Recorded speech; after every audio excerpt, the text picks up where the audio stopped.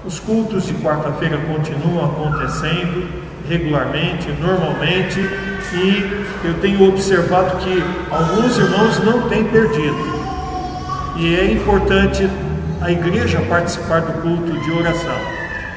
A escola bíblica também, com seu início às 9h30, tem acontecido.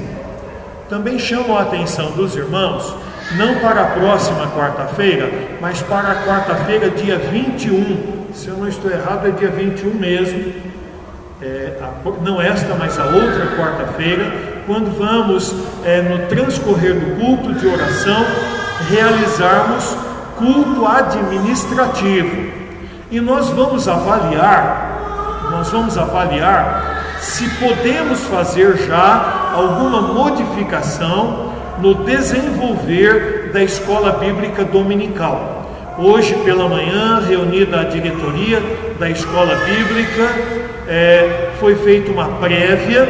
Existe um posicionamento que é uma proposta de retomada de algumas situações que serão apreciadas naquela quarta-feira. Então os irmãos venham e participem também daquele culto administrativo.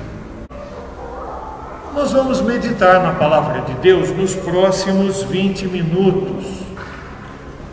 E faremos isso lá no Evangelho de João, e inicialmente no capítulo 17. Evangelho de João, capítulo 17. No capítulo 17, nós encontramos o capítulo todo, nós encontramos uma oração de Jesus. O capítulo 17 é uma oração de Jesus. Haja visto que o Senhor Jesus, em todas as oportunidades, ele estava em oração. Ele orava com os discípulos, ele afastava-se dos discípulos algumas vezes para ter um momento de oração sozinho. Ele se colocava diante de Deus, e no contexto dos momentos de oração do Senhor Jesus, ele declara para os discípulos uma coisa interessante: vigiai e orai para que não entre em tentação. E nós, no contexto que vamos vivendo, precisamos estar vigilantes em oração. E neste capítulo 17, desde o primeiro versículo até o último versículo, que é o versículo 26, ele apresenta-se numa condição de oração. Então, quando nós olhamos para esse texto, até o versículo 5, eu vou ler aqui, até o versículo 5, Jesus falou essas coisas e, levantando os olhos ao céu, disse: Pai, é chegada a hora, glorifica teu Filho, para que também o teu Filho te glorifique a ti, assim como lhe deste poder sobre toda a carne, para que dê a vida eterna a todos quantos lhe deste. E a vida eterna é esta: que conheçam a ti, por único Deus verdadeiro, e a Jesus Cristo, a quem enviaste. Eu glorifiquei-te na terra, tendo consumado a obra que me deste a fazer. E agora glorifica-me tu, ó Pai, junto de ti mesmo, com aquela glória que tinha contigo antes que o mundo existisse. Estes primeiros 5 versículos, nós entendemos que o Senhor Jesus, ele está orando por ele mesmo. Já pararam para pensar? Se Jesus posiciona-se diante de Deus e ora por si mesmo, o quanto nós também precisamos estar no altar do Senhor Deus, suplicantes ao Senhor Deus por nós mesmos. E quando vamos avaliando esses 5 versículos de uma maneira bem objetiva, bem rápida, o Senhor Jesus, ele olha para o céu. Então eu entendo que ele está se posicionando diante do Pai, Ele, sendo Deus, tendo se feito homem, cumprindo a promessa de Deus, que da semente da mulher nasceria um que esmagaria a cabeça da serpente, ele agora na posição de como o servo sofredor, como o Filho de Deus que se fez homem, sendo homem, totalmente homem agora, ele coloca diante do Pai, e ele, levantando os olhos, ele diz: Pai, é chegada a hora, é chegada a hora. Ele estava aproximando-se do momento em que ele morreria em nosso lugar, crucificado. Ele estava aproximando-se do momento em que, pagando o preço por nossos pecados, daria a nós uma condição de nascermos de novo, de termos vida eterna. E então ele declara: Pai, é chegada a hora. E ele diz: glorifica teu Filho, para que também o teu Filho te glorifique a ti. Glorifica o teu Filho, glorifica-me. É isso que Jesus está dizendo. Para quê? Para que Jesus estivesse glorificando o Senhor Deus, estando lá na cruz do Calvário.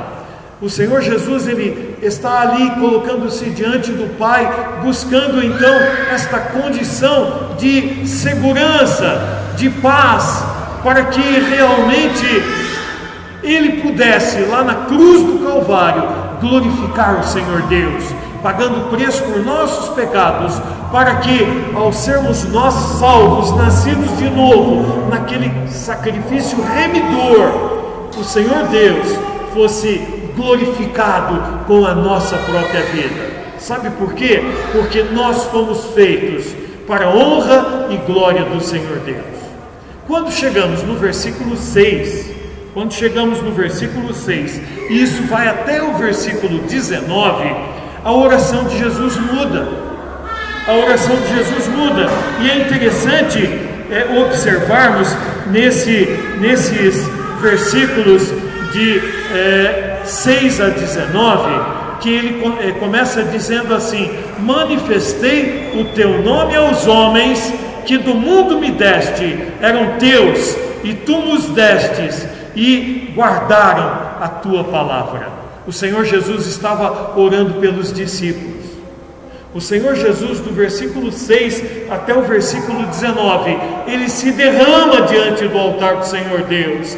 Ele se posiciona em uma atitude de súplica por todos aqueles que o Senhor Deus deu a ele, Jesus, para que Jesus, pagando o preço pelo pecado de cada um de nós, cada um dos que foram dados por Deus a Jesus, pudessem todos serem salvos, nascidos de novo. E então ele diz assim: agora já tem conhecido tudo quanto me deste, provém de ti. Nós lá, os discípulos que estavam ao redor de Jesus, aqueles discípulos sabiam quem era Jesus, sabiam quem era Deus, sabiam que precisavam crer em Jesus, sabiam que precisavam crer em Deus, para que a obra do Senhor, através de Jesus, acontecesse na vida de cada um deles. E então ele vai declarando lá no versículo 13: mas agora vou para ti e digo isto no mundo, para que tenham a minha alegria completa em si mesmos. Jesus declarando para Deus que realmente ele estava voltando para Deus. Quando Jesus estivesse crucificado, morrendo na cruz do Calvário, morto, fosse sepultado e ao terceiro dia ressurreto, como aconteceu, todos os que fossem alcançados pelo poder salvífico através de Jesus, realmente fossem para a alegria completa do próprio Senhor Deus. E ele declara então para a alegria dos que vão sendo salvos e para a alegria do Senhor Deus, no sentido de que glorificassem a Deus, no sentido de que nascidos de novo pudessem ter a alegria verdadeira. Eu entendo maravilhado com a paz que o Senhor Jesus tem concedido a nós. Ele declarando: a minha paz vos dou, não vou-la dou como o mundo dá. Em Jesus nós temos paz, nós temos alegria, nós temos contentamento, nós podemos estar vivendo jubilosos, meio em essa condição de um mundo tão pervertido em relação ao propósito de Deus, mas nós podemos encontrar a verdadeira alegria. E ele declara: para que tenham a minha alegria completa em si mesmos. Nós temos a alegria de Jesus em nós mesmos. Nós podemos declarar que a nossa alegria é Jesus. Jesus orava pelos discípulos. Jesus orava por aqueles que caminhavam com Ele naqueles dias. Jesus orava por aqueles que estariam vendo Ele crucificado. Jesus orava para que eles fossem envolvidos por Deus numa condição de salvação perfeita em Jesus e pudessem ter a verdadeira alegria nascida na nova condição de nascimento espiritual mediante os pecados purificados.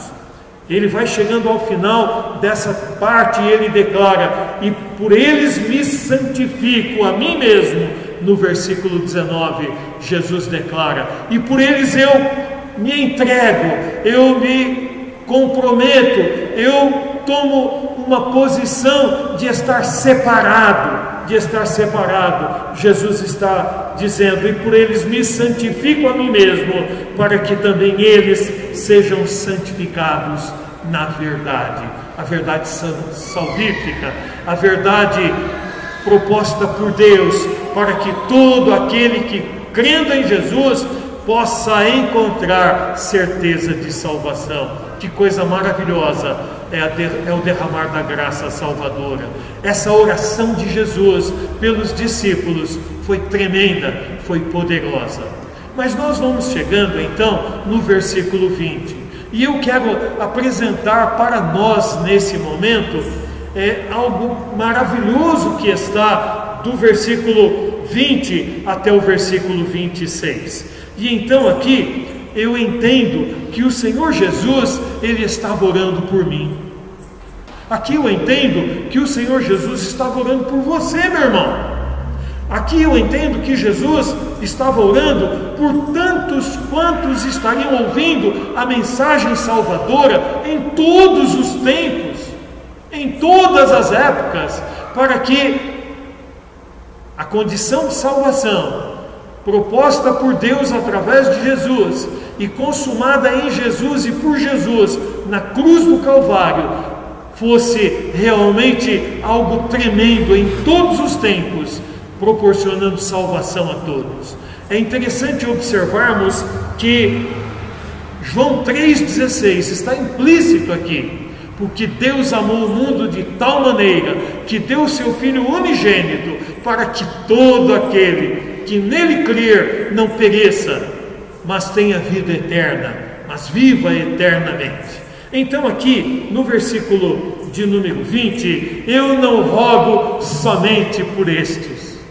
Jesus está declarando que ele não estava rogando só por ele naquele contexto até o versículo 5. Jesus está declarando que do versículo 6 até o versículo 19, quando ele roga pelos discípulos que conviviam com ele naqueles dias, ele está dizendo: não, eu não estou rogando só por estes.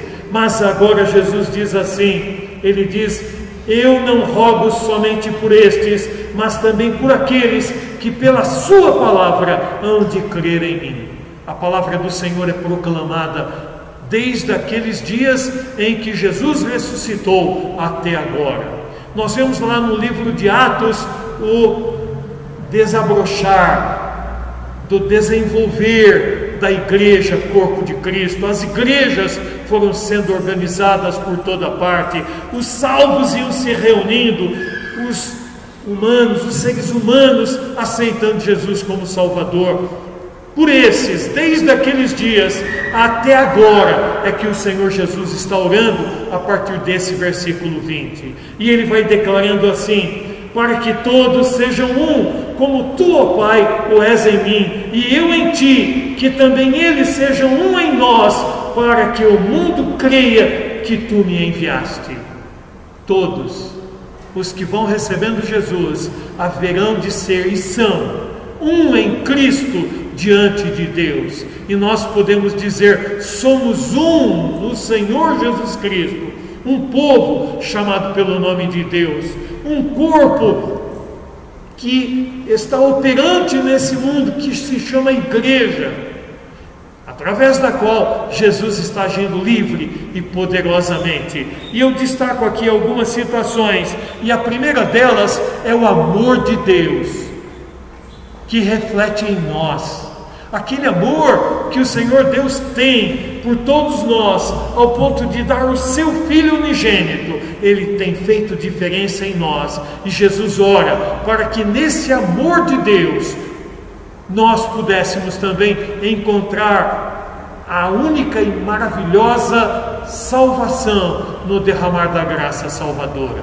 para que todo aquele que nele crer não pereça. Isso está fazendo a diferença no nosso viver. O segundo aspecto que eu quero destacar é a operação de milagres, irmãos.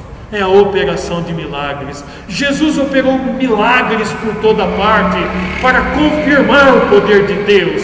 O maior milagre que o Senhor tem realizado em minha vida é eu ter podido receber Jesus e estar salvo. É o maior milagre que você recebe: confiar plenamente em Deus, confiar plenamente em Jesus, tomar posse de Jesus como seu Salvador, e estando morto, perdido por causa do pecado, nascer de novo. O maior milagre. E eu tenho visto esse milagre acontecendo todos os dias. Muitas pessoas nascendo de novo. É o maior milagre. É o milagre do novo nascimento em Jesus. A terceira situação que eu quero colocar é a continuidade da proclamação de salvação, irmãos.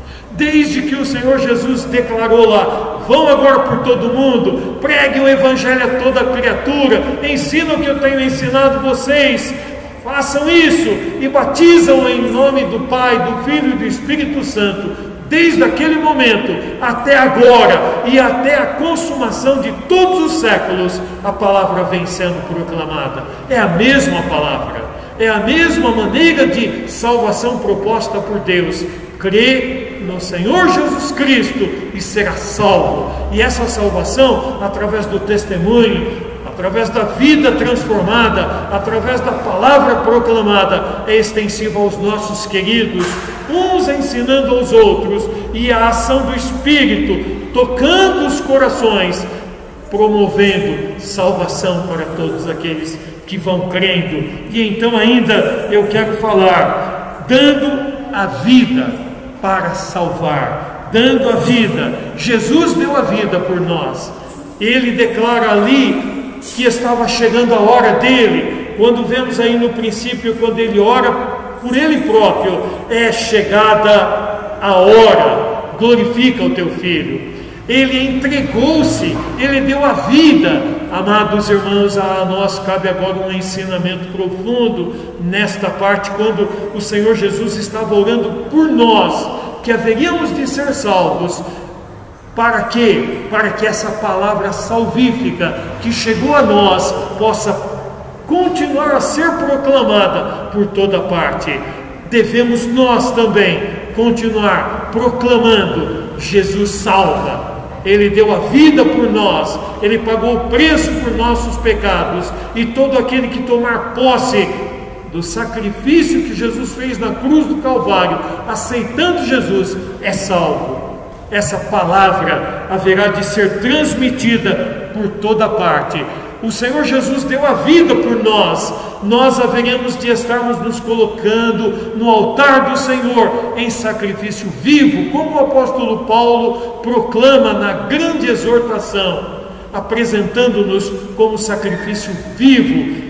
É isso que o Senhor quer de nós, vivendo a palavra, dando exemplo de vida, proclamando salvação por toda parte. É o que nós podemos fazer. Esse é o sacrifício vivo, que é agradável ao Senhor Deus, que é o nosso culto agradável ao Senhor Deus, a nossa vida no altar do Senhor Deus.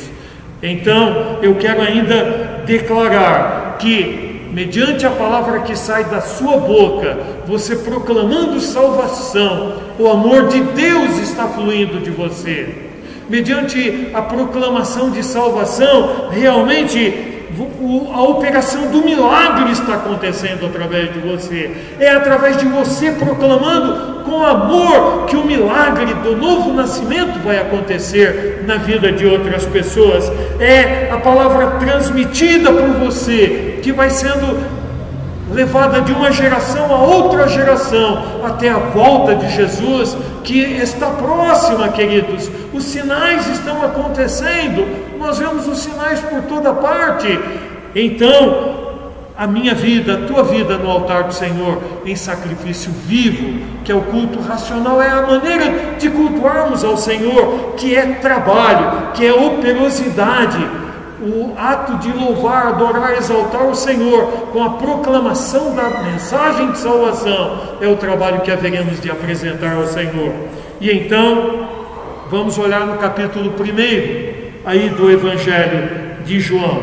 E eu encontro aqui, versículo 14: e o Verbo se fez carne e habitou entre nós, e vimos a sua glória, como a glória do unigênito do Pai, cheio de graça e de verdade. Versículo 14.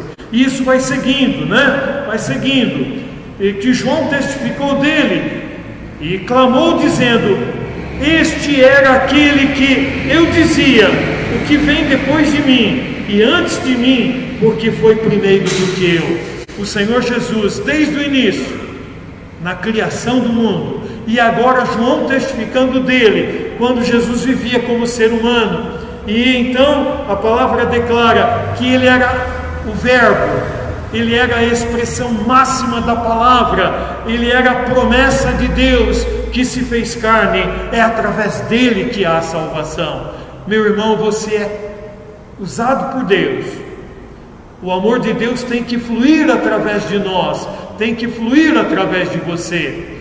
O poder salvífico do Senhor está investido em você, está investido em mim, para que haja salvação de muitos. E nós vamos proclamando essa salvação e vamos endereçando essa palavra às pessoas que estão perdidas. Quando chegamos no capítulo 13, tendo Jesus dito isto, turbou-se em espírito, e afirmou dizendo: na verdade vos digo que um de vós me há de trair.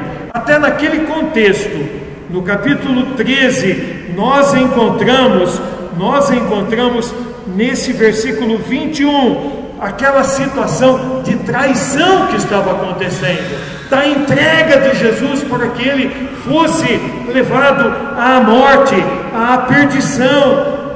Diante dos homens parecia que ele estava perdido, morrendo na cruz do Calvário, mas levado para a morte, para que houvesse através da morte dele salvação para todo aquele que crê. Sabem, queridos, também nós talvez venhamos a sermos perseguidos.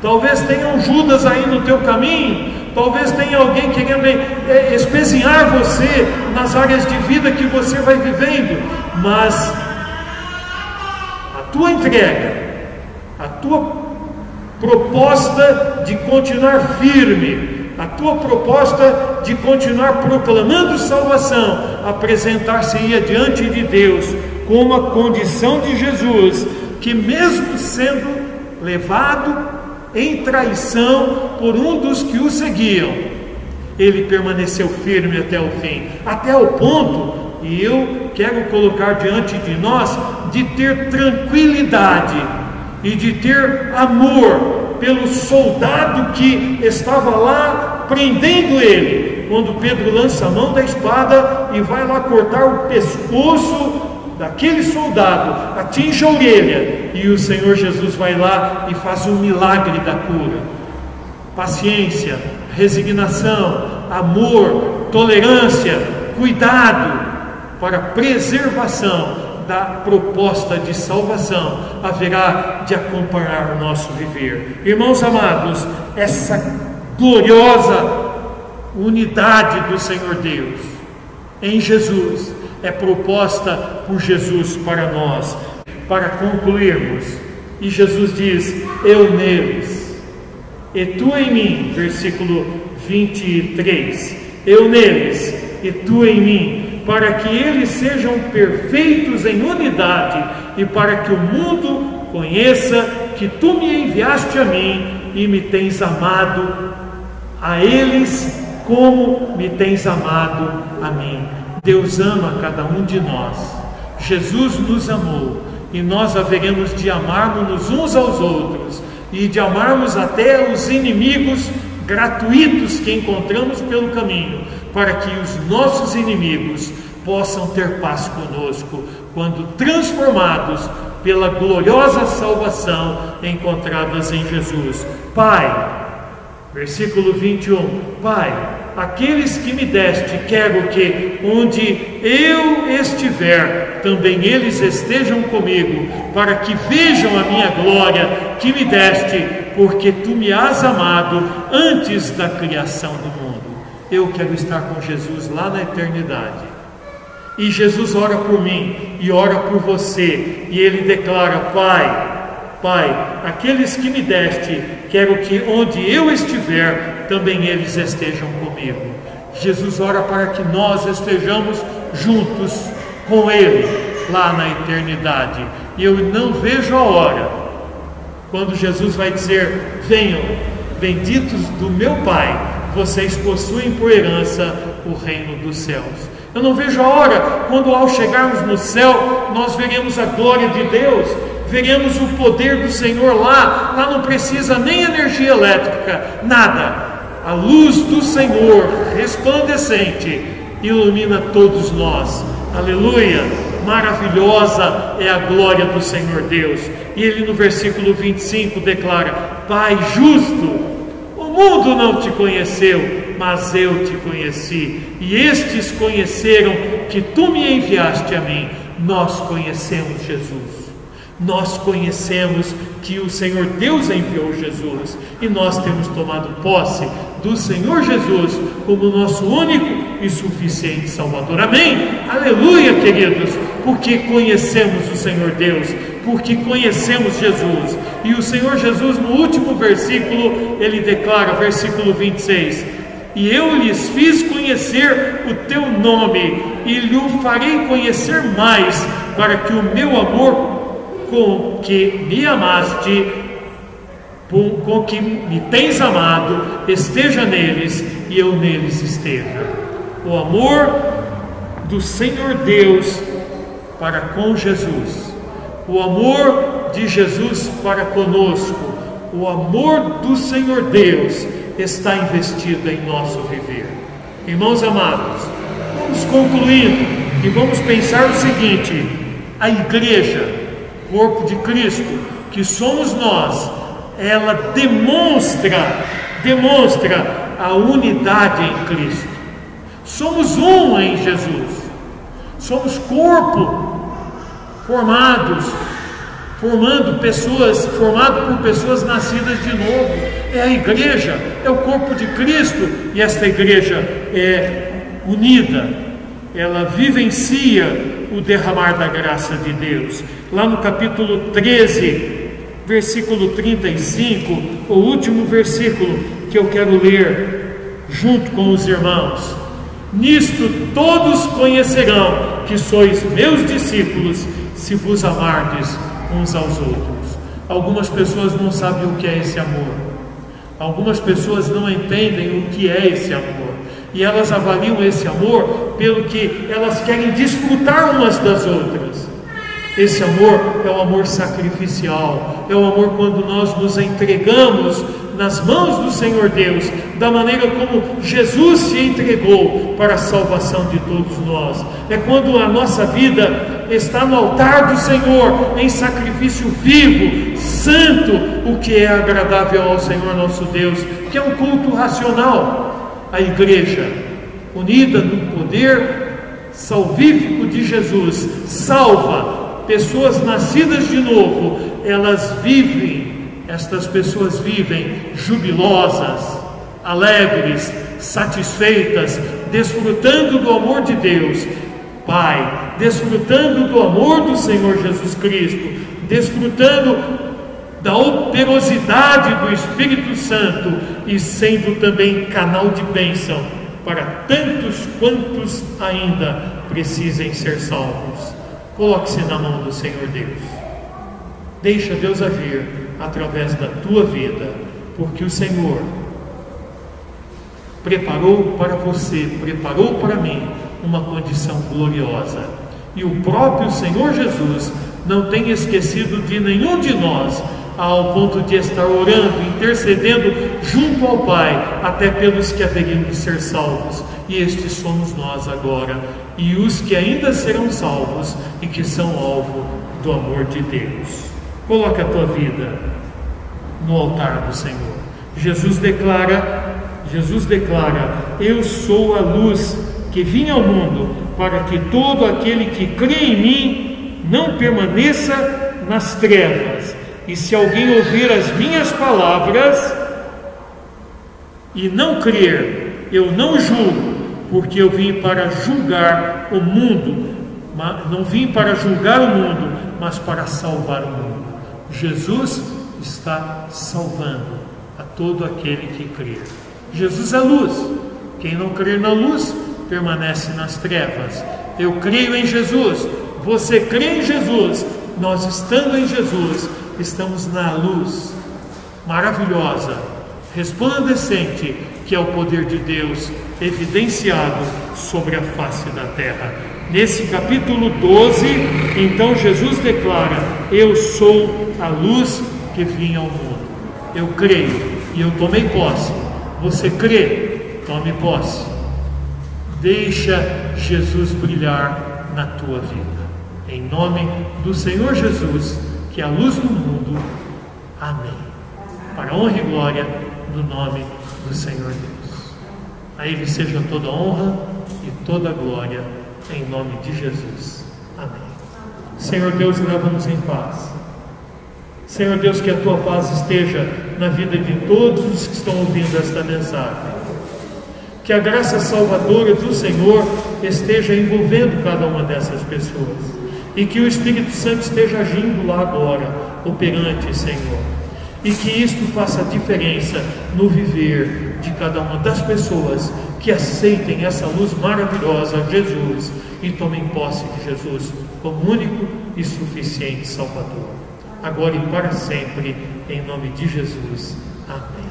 Deus seja louvado.